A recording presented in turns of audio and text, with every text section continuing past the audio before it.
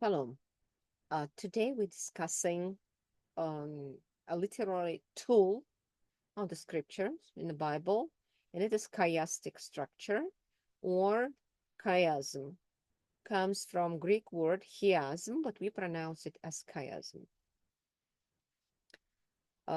We discussed it on Shabbat, but there are still questions, and so let's take a look at a closer look at this chiastic structure of Genesis 28 through 32. So it starts with the exile from the promised land. Jacob is exiled from the promised land. Then it goes uh, to next story. He builds a pillar, reminder of the Holy One's faithfulness. Then in Jacob's works for Rachel and Leah. Then D, Jacob's proliferated abundantly. And then we see the birth of Joseph. But starting with the birth of Yosef, we see mirrored messages, and they correspond to the messages in the first part.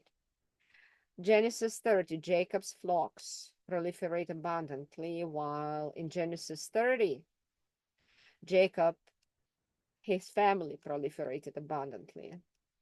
In C1, so Genesis 31, Jacob suffers labor under Laban, but in C, Jacob works for Rachel and Leah. So again, this hard work.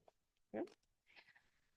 So B1, a pillar reminder of the agreement with Laban, corresponds to B, Genesis 28, pillar, a reminder of the Holy One's faithfulness. And A1, Genesis 32, 1, 3, return to the promised land. We see their book ends, they close, and they hold the whole structure. So the central focus, E, the birth of Joseph, is at the center, highlighting the continuation of God's covenant and his plans for Israel's future. And it is a totally messianic message, right? So A1 and A and A1, it is Jacob's physical journey that mirrors his spiritual journey from exile to restoration in the promised land. B and B1 pillars act as physical reminders of divine and human faithfulness, framing the story with themes of covenant and reconciliation. C and C1, Jacob's labor underscores themes of perseverance, deception, and ultimate vindication. And D1, proliferation both of family and flock symbolizes divine blessing and fulfillment of the covenant promises. So, and the whole message here, that the chiastic structure reflects God's overarching faithfulness, showing that despite human struggles and deception, his promises to Jacob are remaining steadfast. Jacob's journey is transformative, illustrating the interplay of human responsibility and divine sovereignty. And we know why it is transformative, spiritual. Where do we see this transformation? Well, it reveals itself in the changing of his name. From Jacob, he uh, he becomes Israel later.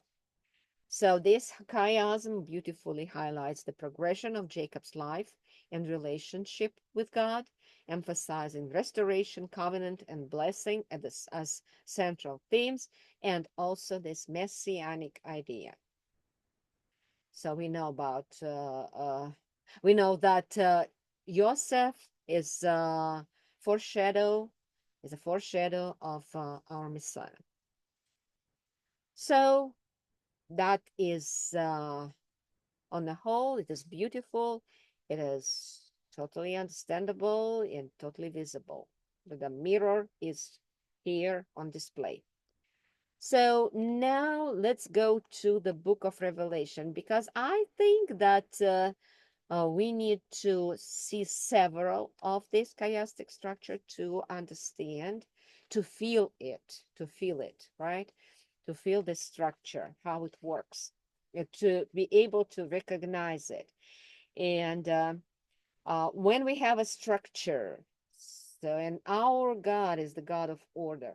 So when we have the structure, when we have the order, so it is easier for us to understand the overall message. Okay, overall message. Let's go to this uh, to this structure of the book Revelation. So the book of Revelation starts with introduction of Christ as the Alpha and Omega and the promise of his coming and eternal sovereignty. Okay? Then we go to the seven churches, and Christ is among the churches, and he knocks at the door. And here are the messages of exhortation, warning, and promises to be to the faithful. So faithfulness is a very important word. It's a very important. That's because those who are faithful, they will be rewarded, and we will see it in this structure.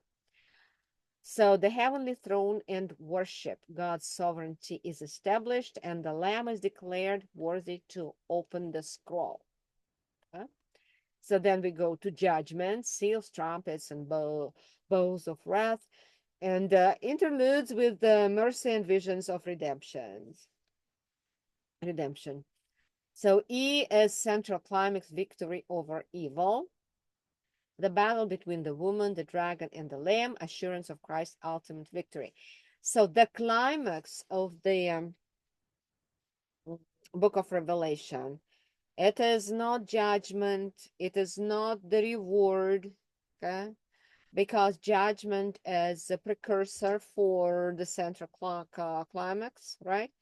But the rewards is the consequence of the victory over evil, okay? So the central climax is victory over evil. And there's the battle between the woman, the dragon, and the lamb, the assurance of Christ's ultimate victory.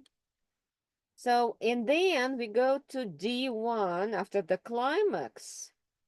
Here we begin to see mirrors.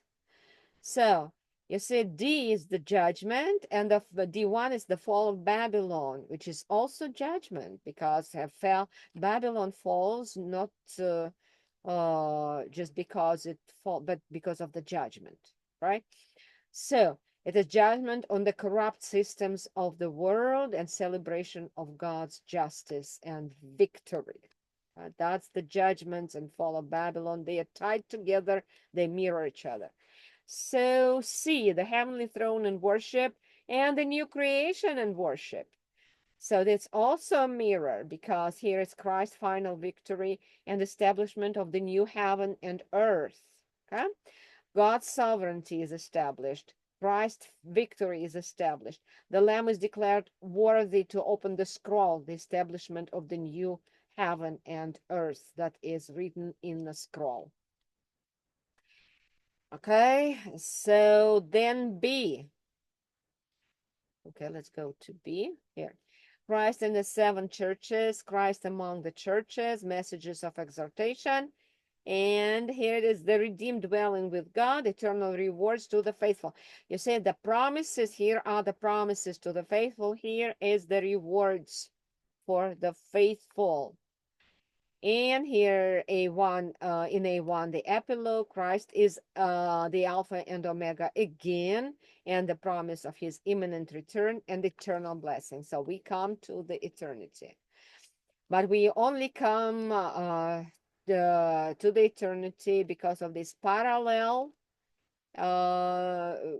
parallel verses and the climax. After the climax, so we mirror, reinforce the messages in the first part, okay? And we come to the epilogue Christ as the Alpha and Omega, the promise of his imminent return and eternal blessing. That's how beautiful it is. It is totally structured. It is totally organized. It is not random. There's nothing random in it. It has chiastic structure, and so that's what I wanted to tell you. And I hope that from now on you will recognize when you see the book ends, the mirrored messages in the text, you will look for other mirror messages and for the central climax, for the central focal point. Okay, that will help us to understand the text and the message. Okay, that would be it for today. I hope it was helpful, and see you next time.